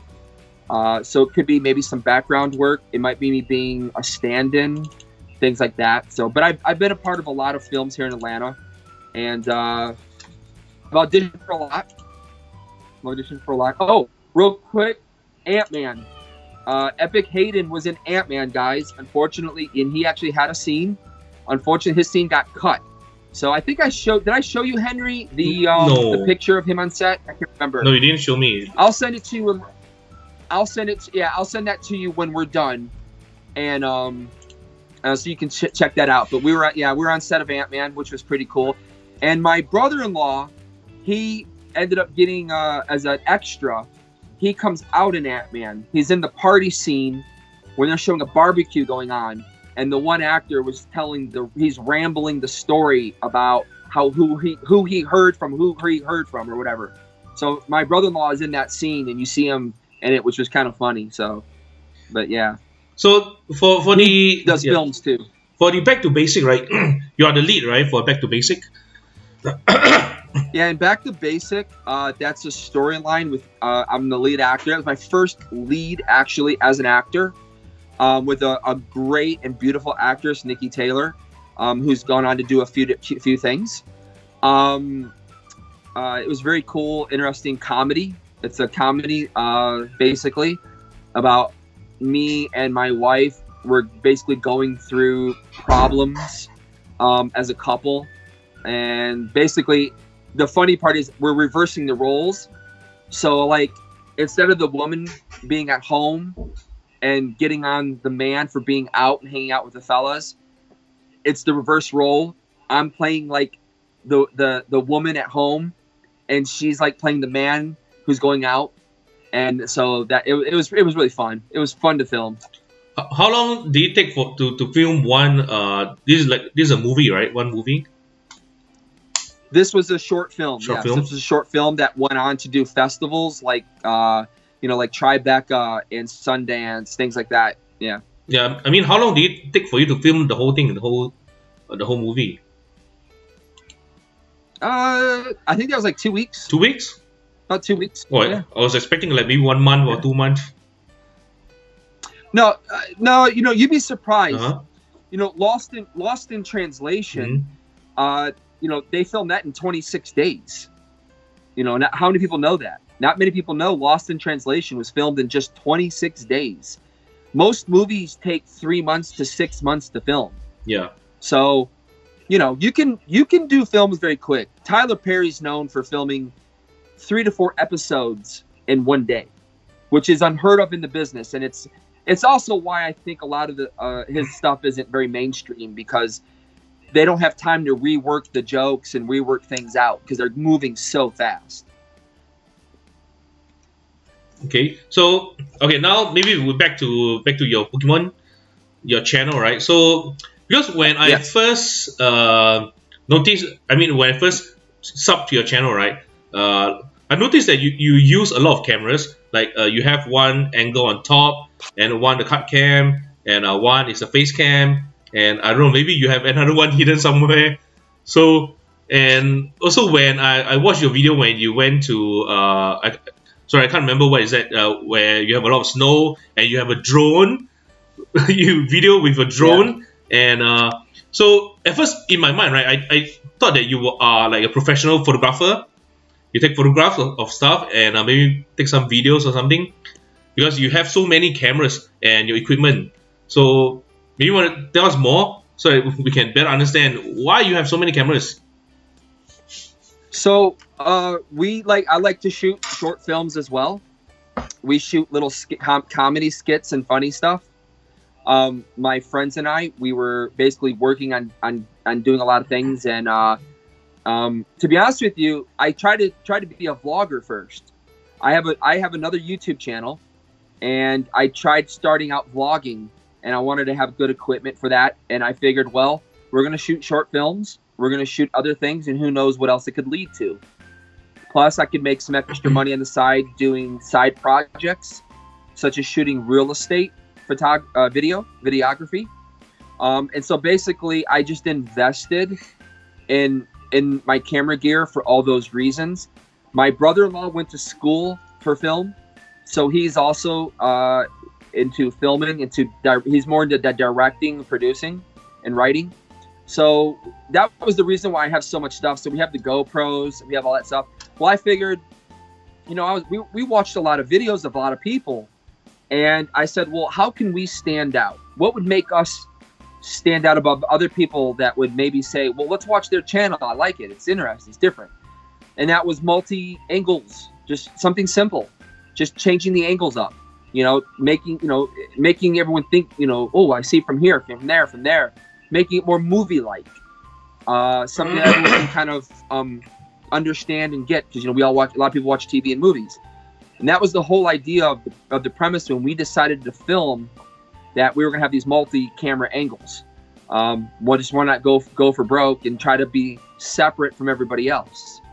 When we started watching a lot of YouTube videos, almost nobody was even doing just the inset picture of their face. Very, very few people did it. Leonhardt, of course, was one of them that mainstreamed it. Prime Time, one of the reasons why he wasn't doing so well was because he never showed his face, he never showed anything. Yep. And then eventually other YouTubers caught on, but very few people were doing that, basically. Dave said you inspired me to go on some audition soon, for real. So, how do you get into Pokemon? And who actually inspired you to get into Pokemon? So, I grew up a card collector. I was a huge into baseball and hockey. Absolutely loved card collecting. I was a big time into it. In 98, 99, when Pokemon came out, we actually have an older daughter. She's 23 years old. Well, back then, she was just a little girl. She was 4 or 5 years old. So, I started getting her into Pokemon stuff. And I started collecting the cards for myself. And that's when I very first started Pokemon. I started Pokemon when it first came out. I started collecting the base set, then came Jungle and Fossil. But again, as all the things that we were doing in our life with travel and all that, it just went to the wayside. Like most people, life changed, things happened. And yeah, so in 2015, my older son, Epic Hayden, he wanted to get some Pokemon cards one day. I said, oh yeah, let's do it. So we started buying Breakpoint. Breakpoint was his favorite set. And that's how, yeah. So that's how we started though. We started with him getting into Breakpoint. So we were collecting Pokemon, just doing it off, we didn't film it. Say hi. Okay. Right. So, you want to say hi again? We're live. There's people watching us. So, okay. Yeah. So what? Back then, right? And actually, one more thing. So a lot of people doesn't know that other than these 3 kids you have, you are actually a grandfather right now, right? Yes, I am a grandfather. My older daughter, she's 23. She has two children, Jace and Julian. So yeah, I'm a grandfather. I'm 40s, early 40s. Well, no, sorry, I just hit mid 40s. If anyone knows, last month. So yeah, but I've been a grandfather now for 4 years. So I became a grandfather, and no, excuse me, 40 I became a grandfather. Yeah. Little bro. Yeah, and actually, I think you are just about 5 years older than me. Not really that old. I'm 45. Yeah, 45. Or maybe 6 years. Yeah, actually, I'm quite surprised when you told me that you actually have an older daughter and you have 2 grandchildren already. And I think not a lot of people know that. And wait, just now what was I gonna ask you? Oh no, I think I lost. Well, real quick. So this code is brought to you by our very first person that ever sponsored one of our videos. His name is Gilbert with Go Cards and Stuff. He actually sponsored, guys, one of our Yu-Gi-Oh videos. He sent us a package full of goodies, and we've become kind of friends with him over time. So he does all Yu-Gi-Oh. He's delving into Pokemon as well. So just let you know. So Gilbert at Go Cards and Stuff, he's a good friend of ours. So just want to give him a shout out as well. Oh yeah. So you said you collect the base set, right? Is it complete? Base set, it was complete. It was. And I sold off the hollows back in 2002 or something. So the only hollows I had left, I think, was maybe I think I have Ghastly left. If that's from, I can't remember if that's from base set. I have a Ghastly and a Vaporeon. They're the only 2 hollows I had left from the early sets. That's it. I sold most of the hollow stuff off. So you collected up until when? Until when you stopped collecting Pokemon back then? Say again? You started collecting base set, and when did you stop back then? I said 98, 99. No, I mean, is it jungle set that you stop at jungle, or base? Is that too? Well, I started with base, Hmm? and then of course came jungle, and then fossil. But fossil, I didn't really collect too much. Didn't really get that much into it. I have the majority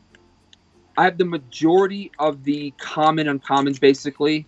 I think and a lot of the rares, but I'm missing quite a bit when it comes to fossil. I'm missing quite a bit there. So while we're talking, I'm just gonna open a pack out of random because we're done opening, right? We did our No, we haven't. We only do 4, so this is the 5th one. Oh, we did. Oh, okay. All right. Okay. Well, I got another one going. Ready. All right. Maybe you want to go first. I'll open up mine. Okay. So here we go. Got a fire. Wow, 2 trainers off. Where's that? Cricketot. Uber. Hit a hip tile.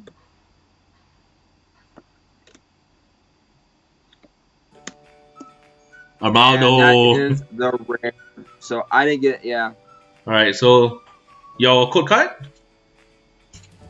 And the code card. Yeah. Remember to give the code cards. And so far, I think I already lost against you. I saw you got hacks. I only got a holo right just now. Yeah, that's all I got. So our first pack battle against you, we already lost, and it's live.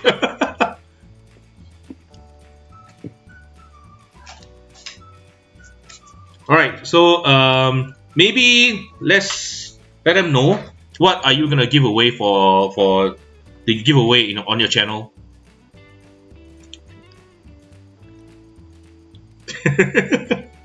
Not sponsored by Coca-Cola. Coca-Cola, you want to sponsor me? Here we are. I'm hometown Atlanta. Here we go. How's there two on the screen? So you wanna tell them? You wanna tell them what are you gonna give away? Oh, all right, guys. So, and we have 12 watching now. So the 12 that stayed, well, the ones that are still, that'll also, I guess, before they'll be included, right? No. I mean, So, later on they can rewatch. If they miss it, they can rewatch it later and still can join in. Grab that thing, the black thing. Yeah, so they still can join after the live ended. Grab that. That's gonna be. Bring it around here, and we'll surprise them with it. The box right here. This. Oh, Yeah, that. So bring it over here. I'm sorry, I'm blind. All right. So are you ready to reveal? So this is what we're giving away. So remember, you got to put it this way. Yeah. There you go. So the brand new trainer toolkit is what we're going to go ahead and give away. Just came today. Yeah, that's pretty awesome. So worldwide, right? Worldwide. Anywhere in the world. Yep. Okay, so We'll mail it. all right, I'm gonna ask the question. So wait, let me switch to the. All right, I'm gonna go to the number generator. So just now we opened up 5 packs. So the question will be, wait, let me generate the number first. So the number is 5. Okay. So what is the 5th rare that Harley pulled from his packs? That's the question. So comment down below in the comments later on once the live ended, right? And comment down below. And so next week, Harley on his channel, EpicTube HD, he will be picking the winners on his channel, 2 winners. So one will get my mystery pack giveaway, and one will be this toolkit. And I'm not sure whether Harley is gonna add on something on later. Yeah, but for now, this is the toolkit that he's gonna give away. No. You look at the chat. They're guessing the rare. No, not guessing the rare. So the 5th rare card that Harley put just now during our live. What is the rare card? So comment down below in the comments later after the live ended. Then next week on EpicTube HD, he's gonna pick the winner using a random comment picker next week. Yes. I don't know why Zen and Sudan. I think they're just fooling around. They're they're commenting the rare like Stunface, Amaldo.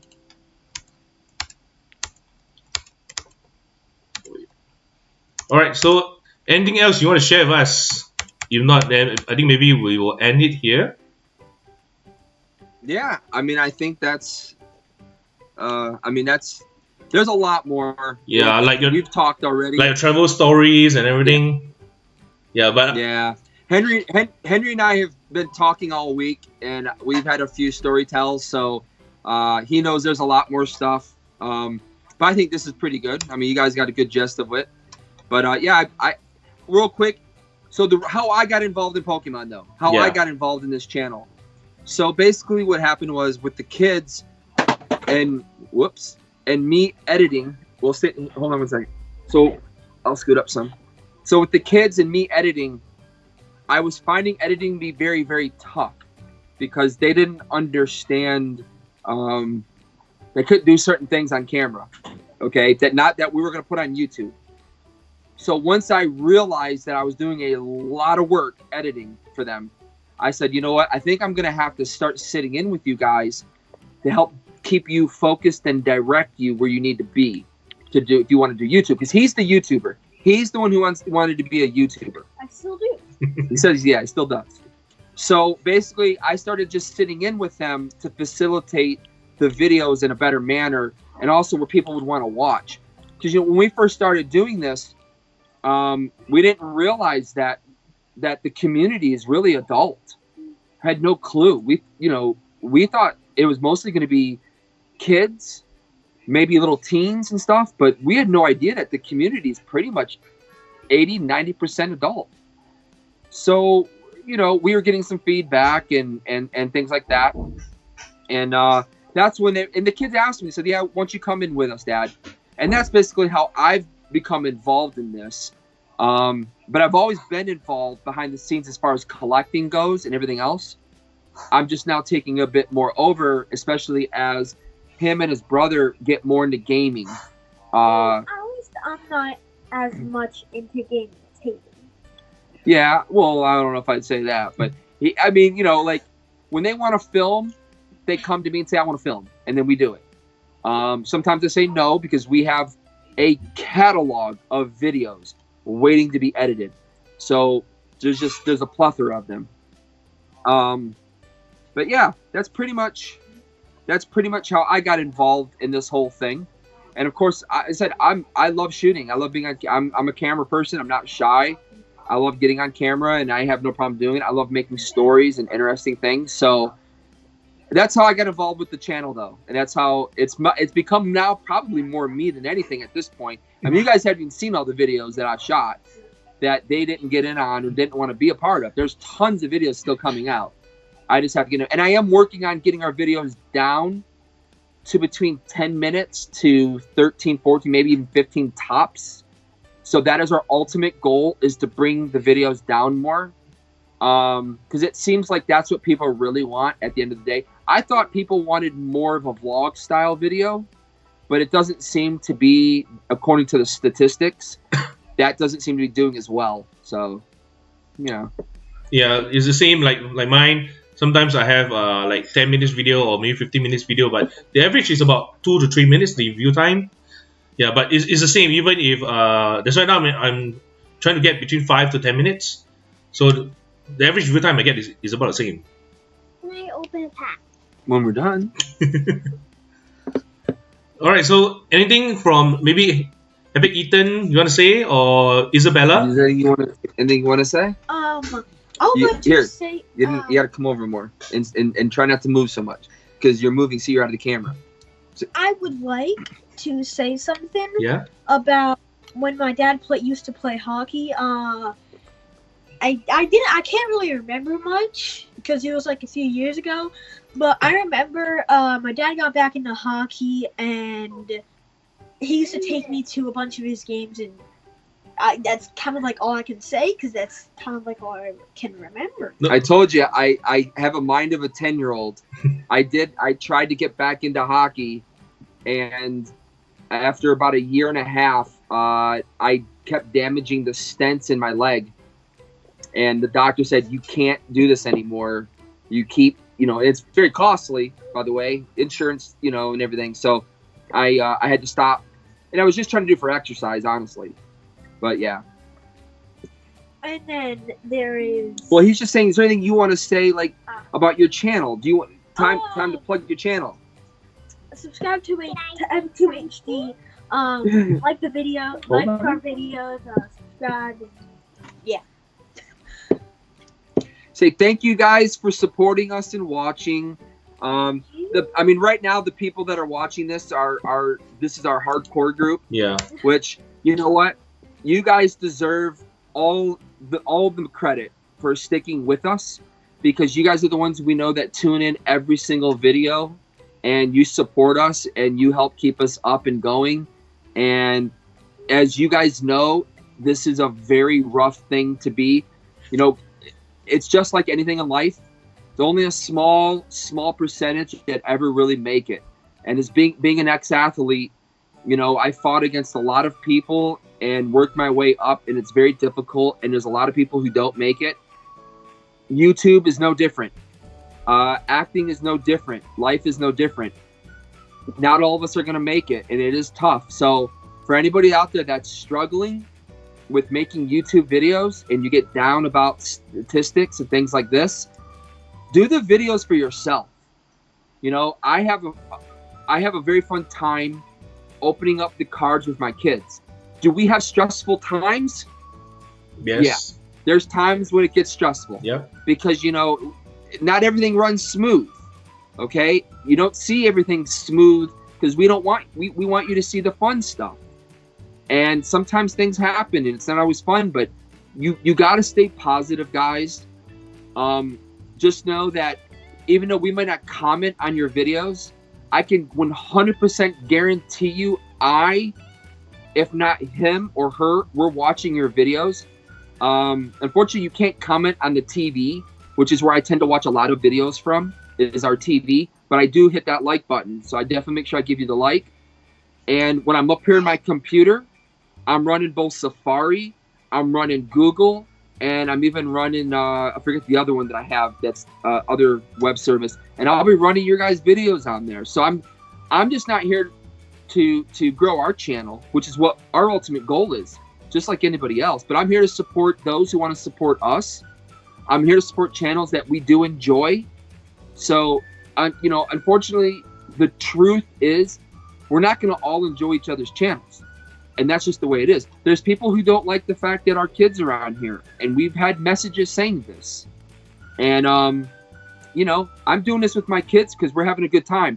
But that's the message I would like to say to all you out there that deal with the constant struggles every day of the YouTube world. It's not an easy place, and not everyone's going to make it. Don't worry about it. You just keep doing you.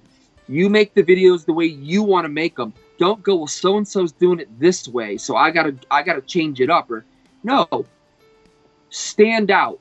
Make yourself different. That's what we try to do in our videos. That's when people go, why do you take 8 hours editing your video? Because I'm trying to make it a little different. It may not be a whole lot different from some people, but when we put the littlest things in there, you know, it's what we can do to make it different. Some people might not like that I do all that stuff to our videos. Some people just want to see the cards, just go, go, go, you know. But we all bring a little something different to the table. And at the end of the day, you know, there's people I enjoy watching, and there's some people I'm like, okay, well, you're not really standing out to me. I can't really support the channel. You know, I'm glad you're supporting us. Now, I'm not saying it's anybody in our core group, because our core group is a core group for a reason. And that's because we've all bonded together, and I enjoy everyone's company, and I enjoy the people that we've become friends with. But, you know, I don't expect people to like our channel. Not everyone's going to like us. And that's understandable, and that's fine. But we're going to keep doing what we do, and hopefully we can keep growing and keep having fun, because at the end of the day, it's about having fun. That's really what it is. Just know, guys, I don't sell hardly any cards. Very, very rarely do I sell any cards. I give away more than probably anybody even realizes. I mean, we just sent a ginormous box to India with who knows if it was going to get lost or not. And luckily it did make it. And we've sent cards all around the world. I sent cards to Australia. You know, we have good friends in Australia, where I lived at one point, by the way, which I didn't mention in the video. Yeah. But it's you know, I enjoy helping other people when I can. I'm not saying I can always do it, and I enjoy having fun, and I'm trying to teach my kids this. So that's my message to all you guys out there. Again, just want to say thank you from the bottom of my heart to every single person that has ever liked our videos, sat through and watched them. Even if you just clicked through it, the fact you went on our channel, period, just means a lot to us. That's what I want to say on behalf of EpicTube HD, guys. Yeah, and actually, Pokemon is really not cheap. And we are making these videos right now, and we are not making anything of it, and we just enjoy collecting the cards. That's why we are opening it, and hopefully to share the joy, the fun with everyone. And also, as I always say, that we before we are PokeTubers, I think Harley, the screen just hanged, but we are now at the end of the video we get the connection issues. Yeah, thank God for that. And we are actually viewers first. So once we get into PokeTubing, right, we understand the struggle That's why we want to help others that help us, especially those that help us. But I think Harley, you still need to work on your commenting. Make sure you no, I think they can't see. It's all pixelated right now. All the quotes card cannot be seen right now. Yeah, so Harley, all the quotes cards cannot be seen. It's all blurred right now. Oh no. Well, oh, you can hear me. Hopefully it'll come out. Yeah. I can see it over here, yeah. So that'll make it even more interesting. Yeah, so that's why I'm really grateful that we have this community right here, and I hope that I'll be able to invite more people up. Like next week we're gonna have Mav. Not next week, but the next guest I have right is Mav. So Mav is gonna come on next week, just FYI. And yeah, hopefully everyone can enjoy the process and do not get discouraged. Like I myself do get discouraged as well, but these people here that you see in the chat and EpicTube HD really gave me a lot of encouragement, and like good friends like Dave, yeah, really encouraged me a lot to stay and really just have fun and be more positive with the experience. Yeah. So anything from Isabella before we end? Isabella, do you want to say anything? Do you want to say goodbye? Yeah. Tell everybody thank you for watching and supporting your videos too. She's actually becoming. We're shooting way more videos with her, and she's doing a really good job, actually. Yeah. You want to say anything? Tell people thank you for watching your videos and stuff. Tell them. Come over here. You got to come here. So tell them. Me. Look in the camera. Look here, right here. This is the camera, and tell them. Say thank you, everybody, for watching my videos. Thank you, everybody, for watching our videos. Yeah, she's so sweet. Thank you, everybody, for watching our videos. And my wife is starting. We just filmed last night. Uh-huh. She's starting a Hello Kitty channel that I convinced her to do because she just has so much stuff. All right, here, get down for a second. Here, get down for a second. I want to talk to him. Okay. They should come up clear Yeah, now, guys. I'm that's redoing clear. them again. All right. So Well, hopefully they're clear. yeah. So thank you guys for watching, and thank you Harley for coming up on our first SG chat, Yes. and for us to get to know you and get to know all the juicy stuff happening behind the scenes, especially in the acting portion. So thank you for coming, and have a good night, everybody. All right. Yes. Hey, big shout out to Mav. Oh my gosh, everybody. Sudan, Pokified, who's been trapped in New Jersey, guys. He's been trapped in Jersey. He's been stuck, and we're missing you, Pokified. We appreciate everything you've done for us in our pack battle tournaments. Get jiggly with it. TCG. Oh my gosh, Pogo Dad, Dave Third Eye, NC Packbuster, him and the Adams. NC Packbuster and Golden Water Channel though. for everything they've been doing for the community. Big shout out to them and thank you to them for all their stuff. Adam from Pokey Charles. Personally, for me, he's we've talked a little bit. He's hooked me up with some stuff, and big shout out to him. He's another good guy out there.